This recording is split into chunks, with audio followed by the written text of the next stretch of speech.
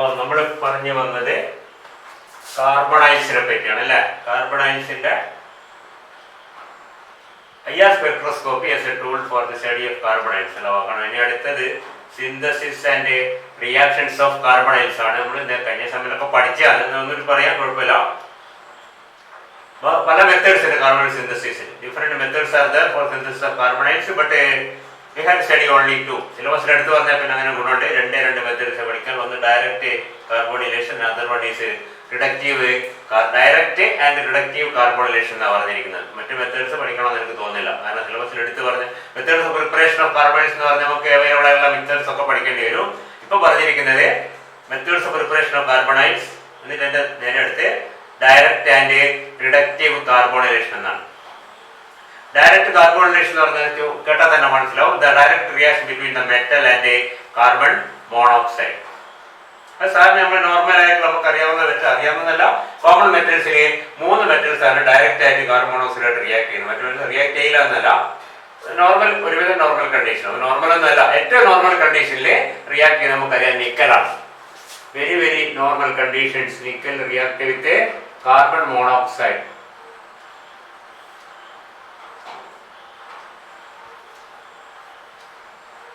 Tetracarbonyl nickel is formed at around 40 to 50 degrees Celsius. That is very simply the normal room temperature, and the pressure is again the normal pressure 1 atmosphere. ഇത്രയും simple ആയിട്ട് carbon monoxide react ചെയ്യുന്ന ഒരു മെറ്റലും ഇല്ല.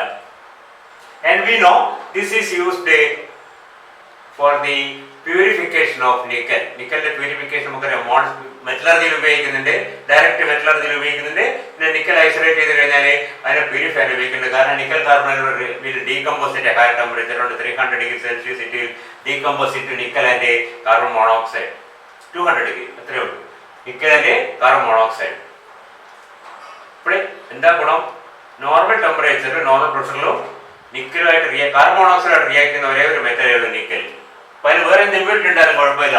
If at this condition, if carbon monoxide is passed over nickel, you can see this will react and it will form a nickel carbonate, which is a liquid and is easily volatile. So these vapors can be soaked into another chamber where the temperature is kept at a higher temperature, where it will decompose to the reverse reaction will take place. So normal temperature pressure ഇത് react ചെയ്യുന്നു, high temperature decompose ചെയ്യുമ്പോൾ നിക്കലും അവിടെ ഉണ്ടാകുന്ന nickel എന്തായിരിക്കും? Pure ആയിരിക്കും. കാരണം ഈ carbon മോണോക്സൈഡിന്റെ കൂടെ പോകുന്നത് നിക്കൽ മാത്രമേ ഉണ്ടാവും. എന്ത് പ്യൂരിറ്റി ഉണ്ടായാലും, എന്ത് മെറ്റൽ ഉണ്ടായാലും, വേറെ എന്ത് പ്യൂരിറ്റി ഉണ്ടായാലും that will remain with the residue. Only pure nickel will combine with carbon monoxide. നിങ്ങൾ പഠിച്ചത്. And carbon monoxide can again be recycled. Once it decomposes, it will give pure nickel and carbon monoxide. This is again drawn back into the starting point and again used. വളരെ പ്രധാനപ്പെട്ട കാര്യമാണ്. Mons MOND Mons process പഠിച്ച ഓർമ്മയുണ്ടാവും അല്ലെ? എവിടെ ഇവിടെ ഇപ്പം പറയുന്നത് preparation ആണ്. പിന്നെ നിക്കൽ കാർബൺ മോണോക്സൈഡ് റിയാക്ട് ചെയ്യുന്ന 2 മെറ്റൽസ് പ്രധാനമായിട്ട് നമ്മൾ കോമൺ ആയിട്ടുള്ളത് അയണും കൊബാൾട്ടും ആണ്.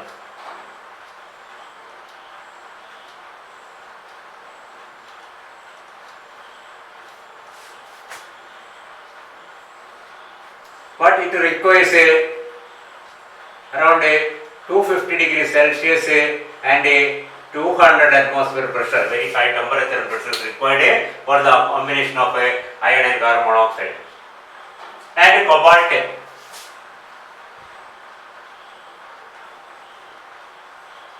equation വളരെ സിമ്പിൾ ആണ്. നമുക്ക് എന്താ വേണ്ടത്? ഇപ്പുറത്തേക്ക് കണക്കായിട്ട് CO2 CO8 ആണ് വേണ്ടത്. 2CO + 8 and it is around 150 degrees Celsius and 100 atmosphere pressure, again high temperature and pressure, and it forms CO2 CO8.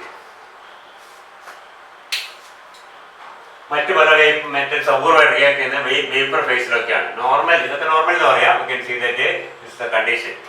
ഏറ്റവും ഇതൊക്കെയാണ് ഡയറക്റ്റ് കാർബോണിലേഷൻ എന്ന് പറയുന്നത്. That is a metal react with carbon monoxide directly without intervention of any other reagent.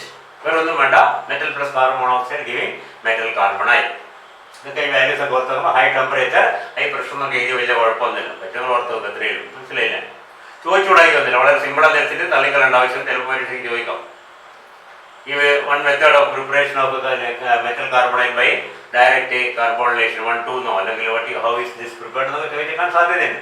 How is a nickel carbon അല്ലെങ്കിൽ iron carbon prepared എന്നൊക്കെ ചോദിച്ചാൽ ചോദിച്ചു കൂടാൻ കഴിയില്ല. വളരെ വളരെ സിമ്പിളാണ്. നമ്മൾ ഡിഗ്രി ക്ലാസ് വരെ പഠിക്കുന്നതാണ്. എന്നാൽ ശ്രദ്ധിക്കുക, ഈ മൂന്നെണ്ണെങ്കിലും ശ്രദ്ധിക്കുക. ഇതിൽ തന്നെ ഈ temperature pressure normal temperature normal പ്രഷറാണ്, ഇത് ഹൈ ടെമ്പറേച്ചറും ഹൈ പ്രഷറുമാണ്. This is a direct carbonylation. അതിനോട് ചേർന്ന് വരുന്നതാണ്, ഇതൊക്കെ നമ്മൾ കഴിഞ്ഞ സമയത്ത് പഠിച്ചതാണ്, reductive carbonylation. That is a the metal oxide or the metal salt reacting with a carbon monoxide in the presence of a reducer, or the metal oxide reduced in the presence of carbon monoxide. Different reducing agents may be used and even carbon monoxide itself can act as a reducing agent, because carbon monoxide is a good reducing agent. It can reduce a metal വളരെ പ്രധാനപ്പെട്ട reducing agent ആണ് carbon monoxide. നമുക്കറിയാം. അപ്പോൾ ഒന്നുകിൽ carbon monoxide തന്നെയോ അല്ലെങ്കിൽ മറ്റു ഏതോ reduce ചെയ്തിട്ടുള്ള ആ കണ്ടീഷനിൽ മെറ്റൽ കാർബണോക്സൈഡ് റിയാക്ട് ചെയ്ത് മെറ്റൽ കാർബൺ ഉണ്ടാകും. For example you can see that CrCl3.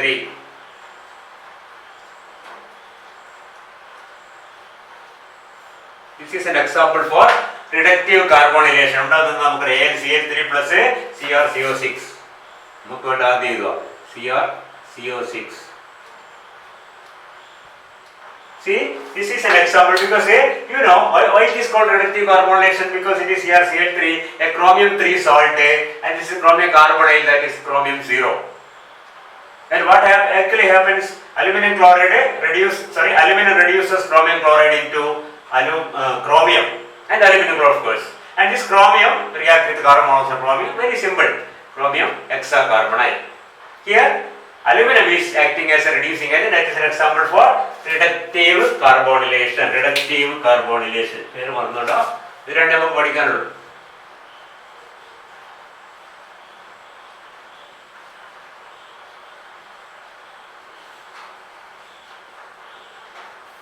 Reductive carbonylation.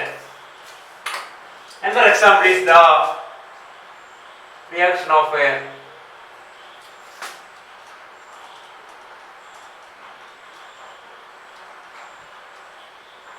കണ്ടാൽ തന്നെ അറിയാം, അതേപോലത്തെ റിയാക്ഷൻ ആണ്. Vanadium 3 chloride reduced in the presence of a sodium, and of course reduced in the presence of a carbon monoxide. Reduced with the sodium in the presence of carbon monoxide. മനസ്സിലായില്ലേ? ഇത് reduce ചെയ്ത് carbon monoxide react ചെയ്യില്ല. It is reduced with sodium in the presence of carbon monoxide. So what happens is what is react together, forming 3 molecules of sodium chloride and 1 molecule of VCO6. And here we can see sodium is acting as the reducing agent. Okay, and of course you can see that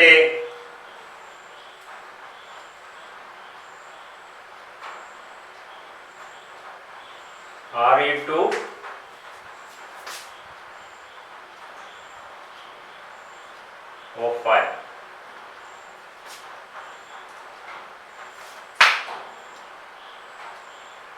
Re2O5 is helium manganese fixation ring.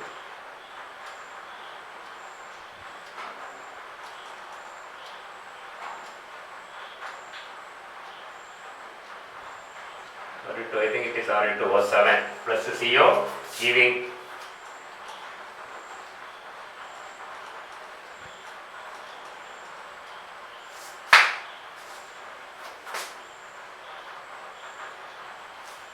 here we can see plus of course a 7 carbon dioxide.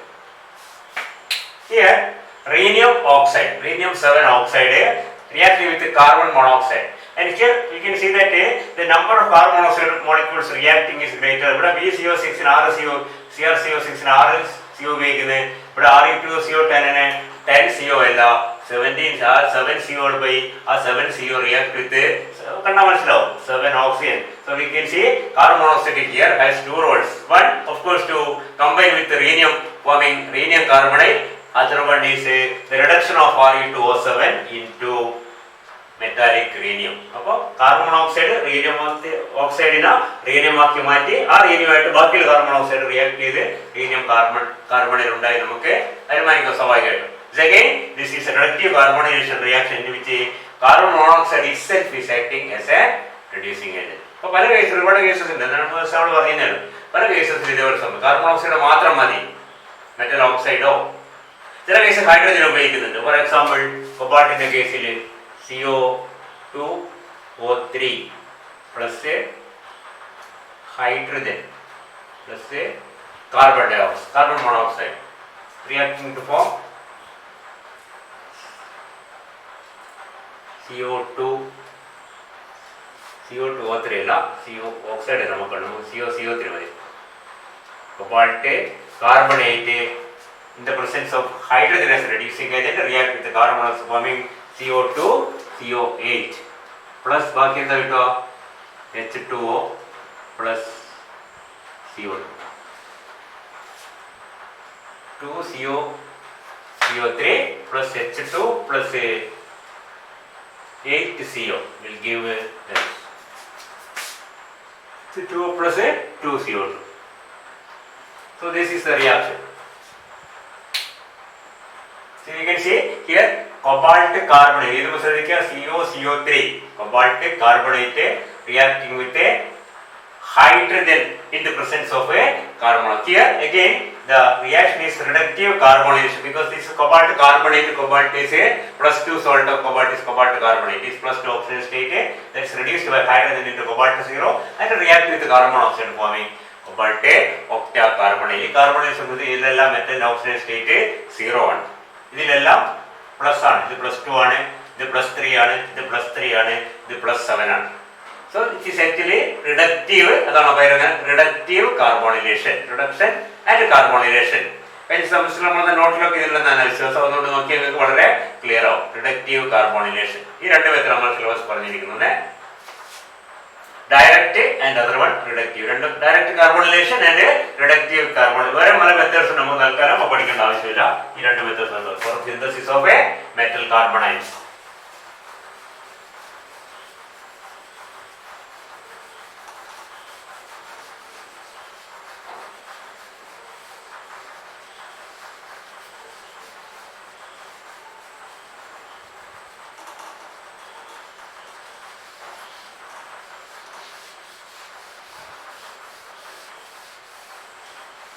പിന്നെ അതിന്റെ properties ആണ്. Physical properties importance ഇല്ല. നമുക്കറിയാം മിക്കവാറും carbonyls are either solids or liquids. Nickel കാർബണൈലൊക്കെ liquids ആണ്. Cobalt carbonyl solid ആണ്. പലതും ലിക്വിഡ് ഉണ്ട്, സോളിഡ് ഉണ്ട്, പല കണ്ടീഷനിലും അതൊന്നും വലിയ ഇമ്പോർട്ടൻസ് ഇല്ല. കളർ ഉണ്ട്. And we look into the chemical reaction or the reactions, not the physical properties but the chemical properties. And there are a lot of reactions that is undergone by metal carbanides because the property of carbon monoxide, once it is bonded to metal, changes drastically because of the electronic effect. അതിന്റെ sigma ഹോമോയിൽ electron അങ്ങോട്ട് പോകുന്നു, ലൂമോയിലേക്ക് electron ഇങ്ങോട്ട് വരുന്നു, അത് കൂടി അതിന്റെ electronic state ഒക്കെ മാറുന്നു. സാധാരണ കാർബൺ മോണോക്സൈഡിന്റെ റിയാക്ഷന് വ്യത്യസ്തമായിട്ട് ഒരുപാട് റിയാക്ഷൻസ് മെറ്റൽ കാർബണൈഡ്സിനുണ്ട്. And a very very simple reaction as expected is the, as you can see, that a substitution reaction, or we can say first the ligand dissociation and different ligand dissociation and displacement or replacement. So ligand dissociate and sanam different types of organometallic compounds പഠിച്ചിട്ടുണ്ട് കഴിഞ്ഞ സമയത്ത് തന്നെ. Ligand dissociation and replacement. For example, we can see many metal carbanides either thermally or photochemically undergo dissociation forming MCO(N-1) plus CO, or in some cases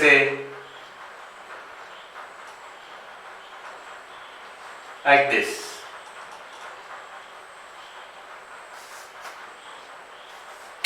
And the remaining species, that's what remain after the loss of one or some cases two carbon monoxide molecules can undergo a variety of reactions, including substitution of it with some other reagent like a trialkyl phosphate, etc. You can say, we can write down directly MCON plus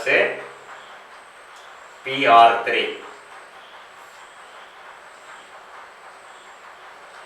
ചൂടാക്കിയപ്പോൾ അല്ലെങ്കിൽ ഫോട്ടോകെമിക്കലി we can say that is converted into MCON-1 PR3 plus CO, and this reaction can be considered as as continuation of this one, the position that is vacated by the carbon monoxide which has left the coordinate sphere is taken up by a trialkyl phosphine or triphenyl phosphine or PF3 or PR, whatever it may be, some other neutral reagent like this. Okay, that is a simple substitution reaction, you can say. Ligand dissociation and a replacement. Dissociate ചെയ്യുന്നു, അവസാനം വേറൊരു ligand ഏറ്റെടുക്കുന്നു. Clear? അങ്ങനത്തെ ഒരുപാട് reactions metal കാർബണൈഡ്സിന് ഉണ്ട്. അത് മനസ്സിലായില്ലേ? Example നമ്മൾ പിന്നെ കണ്ടുകൊണ്ട് വരും. പിന്നെ വേറെ ടൈപ്പ് റിയാക്ഷൻ എന്ന് പറഞ്ഞു കഴിഞ്ഞാൽ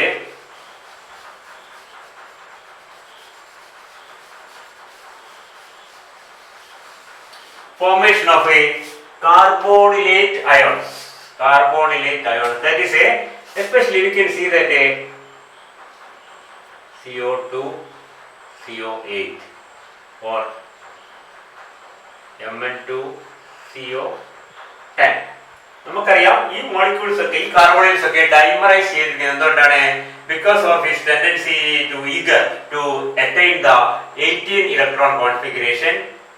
Unfortunately, this metal have an odd atomic number, so that combination with any number of carbon monoxide cannot form a simple carbonyl with the even atomic number as 36. നമുക്കറിയാം ഇതിൽ ലാസ്റ്റ് പോകുമ്പോൾ cobalt അല്ലെങ്കിൽ manganese ആയാലും last അതിൽ വരുന്ന ക്രിപ്റ്റോണിന്റെ atomic number 36ലേക്ക് എത്തണം. അപ്പോൾ ഈ അറ്റോമിക് നമ്പർ റോഡ് ആയതുകൊണ്ട് ഒരിക്കലും ഒറ്റ അക്കത്തിൽ കളിക്കാൻ പറ്റാത്തതുകൊണ്ടാണ് ഇത് എന്ത് ചെയ്യുന്നത്, രണ്ടെണ്ണമായിട്ട് ചേർന്നിട്ട് നിൽക്കുന്നത്. കാരണം CO4 ആണെങ്കിൽ CO4 എന്നാണെങ്കിൽ വരും CO-ന്റെ 9ഉം മറ്റവന്റെ 8ഉം കാർബൺ മോണോക്സൈഡ് 9, 8, 17 വരും. CO5 ആകുമ്പോഴോ 9, 10, 19 വരും. അപ്പോൾ സിമ്പിൾ MCON എന്ന് പറഞ്ഞ കാർബണൈൽ ഉണ്ടാക്കണം. ഒന്നിച്ചിൽ എത്ര വരും?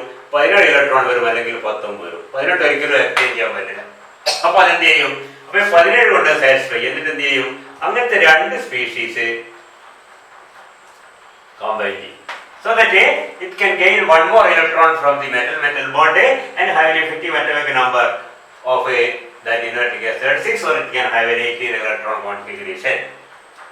അതുകൊണ്ടാണ് കോബാൾട്ട് ടു മാംഗനീസ്. കോബാൾട്ടിന്റെ അറ്റോമിക് നമ്പർ 27, മറ്റവന്റെ 25.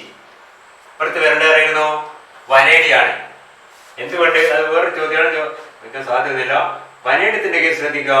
വനേഡിയം ഹെക്സാ കാർബണൈൽ ആണ് അതിന്റെ carbonyl. And we can see vanadium has എത്രയാണ്? 5 electrons, because vanadium is scandium, titanium, vanadium 23ാമത്തെ എലമെന്റ് ആണ്. So D3S2 that has 5 electrons. 5 plus 12 gives 17 electrons, and it is not 18. Still, it is remaining as a monomer, not as a dimer. Even though it is somewhat unstable, it easily acts as an oxidizing agent, or it easily acts as an electron forming VCO6 minus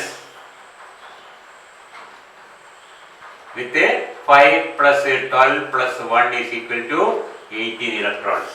അത് dimer. അതേ സമയത്ത് ഇതും ഇത് dimerise ചെയ്യും. Atomic number 23, ഇത് 25, ഇത് 27, 29 ആരാണുള്ളത്? 29 cobalt, nickel, copper. Copper carbonyl form ചെയ്യുന്നില്ല. വളരെ അൺസ്റ്റേബിൾ ആയത് കോപ്പർ കാർബണൈൽ മാത്രമേ ഫോം ചെയ്യൂ. It does not form a stable carbonyl. ഇവർ മൂന്നാളാണ് പ്രധാനം: vanadium, manganese, cobalt. And manganese and cobalt form dimeric carbonyls with a effective atomic number of 18, but vanadium forms a monomeric carbonyl with a atomic number of 17. Still, it does not undergo dimerization to form V2CO12. V2CO12 എന്നുള്ള dimer form ചെയ്യുന്നില്ല. ഇത് Mn2CO10 form. MnCO5 ആകുമ്പോഴേ 17 electrons അവിടെ വരും. MnCO5, Mന്റെ 7ഉം CO5ന്റെ 10ഉം 17 electrons, 18 ആവില്ല. MnCO6 ആകുമ്പോൾ 19 ആയി പോവുകയും ചെയ്യും. അപ്പോൾ 17 നിർത്തിക്കൊണ്ട് ഡൈമറൈസ് ചെയ്തതുപോലെ 18ലേക്ക് എത്തുന്നു. പക്ഷെ ഇവിടെ അത് ഡൈമറൈസ് ചെയ്യുന്നില്ല. മനസ്സിലായില്ലേ? Why it is not dimerising? അതിന് സിമ്പിൾ എക്സാമ്പിൾ കൊടുക്കാൻ പറ്റുന്നത് എന്താണ്? You can see that is due to the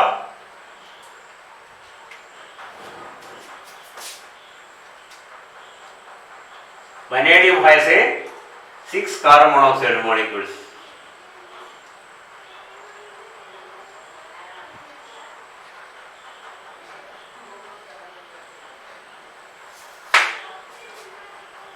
It is assumed that that it does not have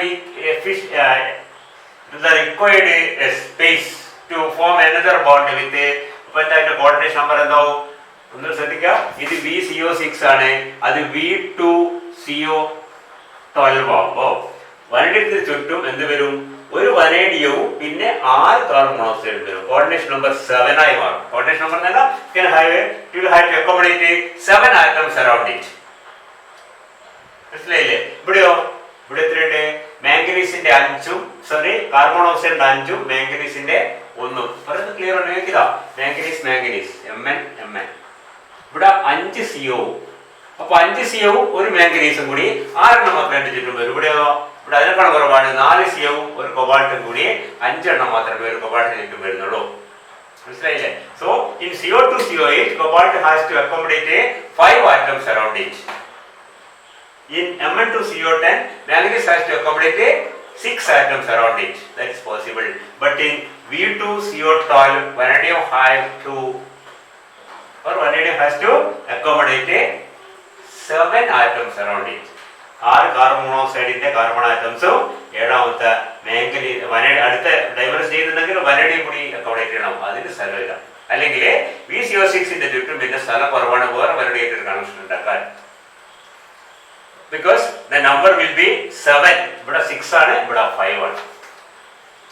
അതിന് മാത്രം size വനഡിയത്തിന്. Of course, vanadium is the largest of the. We know that the size goes on decreasing. That is only a small difference. Vanadium, chromium, manganese, iron, cobalt ചെറിയ ഡിഫറൻസേ ഉള്ളൂ. ആ difference മതിയാവില്ല. ഇതിന് 7ാമത്തെ ഒരാളെയും കൂടി അടുത്ത് ചേർത്ത് നിർത്താൻ 6 ആളെ ചേർത്ത് നിർത്താൻ പറ്റും. മനസ്സിലായി? ഇവിടെ 5 ആളെ ചേർത്ത് നിർത്തിയതിനു ശേഷം ഒരു മാംഗനീസിനെ ഇപ്പുറത്ത് ചേർത്ത് നിർത്താൻ സ്ഥലമുണ്ടായിരുന്നു. ഇവിടെ 4 ആളെ ചേർത്തതിനു ശേഷം ഒരു കൊബാൾട്ടിന് അപ്പുറത്ത് ചേർത്ത് സ്ഥലമുണ്ട്. 4 1 5 ആവും, ഇവിടെ 5 1 6 ആവും. പക്ഷെ അതൊന്ന് 7 ആവാൻ മാത്രം സ്പേസ് വനഡിയത്തിന് ചുറ്റും ഇല്ല. അതുകൊണ്ടായിരിക്കാം. That may be a reason. കൃത്യമായിട്ട് എന്താണെന്ന് നമുക്ക് പറയാൻ പറ്റില്ലെങ്കിലും that is ബുക്കിലൊക്കെ പറയുന്നത് തന്നെയാണ്. That may be the reason why vanadium does not form a dimeric carbonyl even though cobalt and manganese. ആ റേഞ്ചിൽ എന്തായാലും ആരും വരേണ്ടത് വനഡിയം വരേണ്ടതാണ്. പിന്നെ വനഡിയത്തിന് ആകെ ചെയ്യാൻ പറ്റുന്നത് എന്താണ്? ഒരു ഇലക്ട്രോണിനെ കൂടി സ്വീകരിച്ചിട്ട് VCO6- ഇതിലേക്ക് പോവുക. അത് ചെയ്യുന്നുണ്ട് വളരെ എളുപ്പത്തിൽ. VCO6 acts as a good reducing agent. Good oxidizing agent by accepting electrons. Electron acceptor ആണ്. മറ്റു സ്പീഷീസ് ഇലക്ട്രോൺ നിർത്തിയത് it gets reduced into VCO6-. മനസ്സിലായില്ലേ? That is a carbonate ion of course.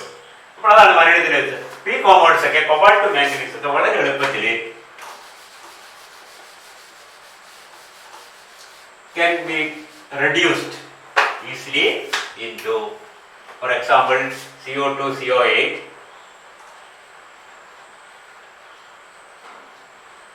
When we reduce with metallic sodium in liquid ammonia, we can say it is converted into NaCO4. See what actually happens is CO2CO8 breaks into 2, and you can see this is simply Na plus and CO4-. വനഡിയം ചെയ്ത കാര്യം തന്നെയാണ് ഇപ്പൊ ചെയ്യുന്നത്. എന്താണ്? 2 കഷ്ണമായി മാറി, ഓരോന്നും CO4- എന്നുള്ള ആനോണായി മാറി. അപ്പോൾ വീണ്ടും 9 8 17 1 18 ഇലക്ട്രോൺസ് ആയി. നേരത്തെ ഡൈമറൈസ് ചെയ്തത് അത് കൊബാൾട്ടിനെ ഒഴിവാക്കി എന്ത് ചെയ്ത് അത് സോഡിയം ആയി ചേർന്നിട്ട് ഇലക്ട്രോണെ സ്വീകരിച്ച് Na+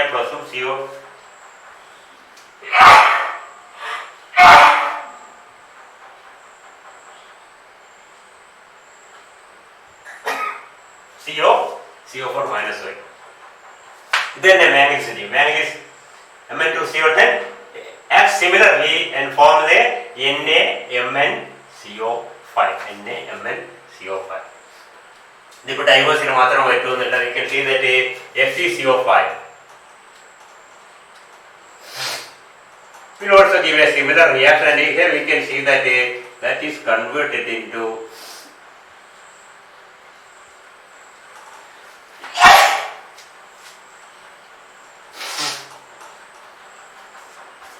അവിടെ 1 ഇലക്ട്രോണിന്റെ കാര്യം ശരിയാവില്ല. കാരണം 18 ഇലക്ട്രോൺ ഓൾറെഡി ആയതുകൊണ്ട് സുഖമായിട്ടിരിക്കുകയാണ്. അവിടെ 2 ഇലക്ട്രോണിന്റെ കാര്യം. അപ്പൊ എന്താ FeCO4 2- Na2+5 മാറും. Na2 Na+5 മാറും.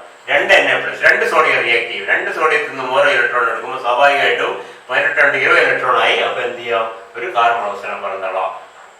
അപ്പോൾ ഉണ്ടാകുന്നത് എന്താണ്, Fe, this is actually 2 Na+ and FeCO4, yes, 2-.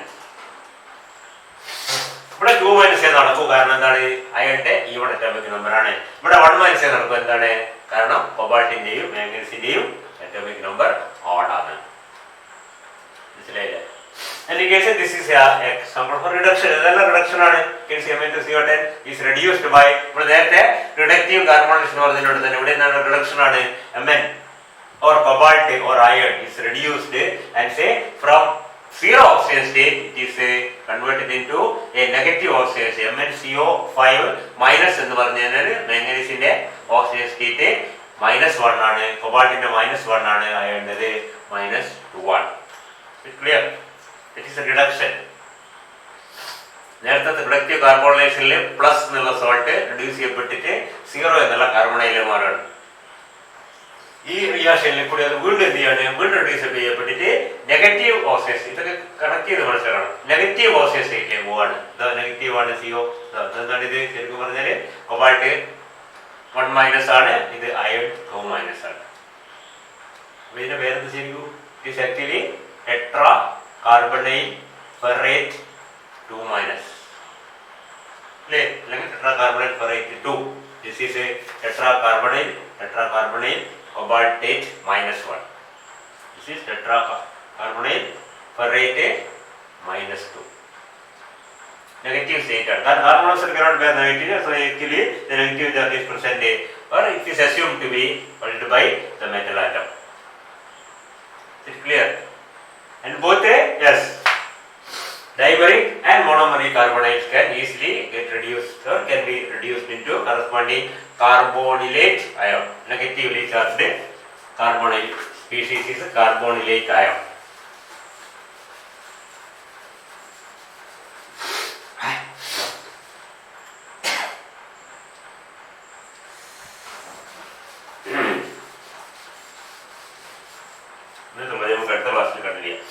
Okay.